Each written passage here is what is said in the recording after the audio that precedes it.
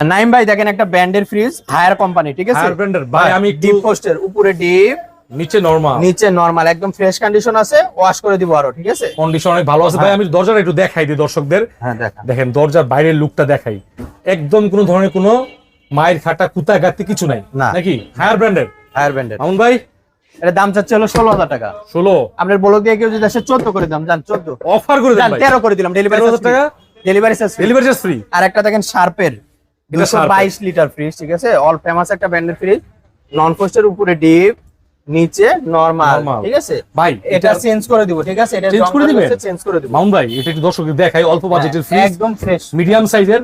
আপনি দেখেন নন ফ্রস্টের কত সুন্দর কন্ডিশন, মাশাআল্লাহ।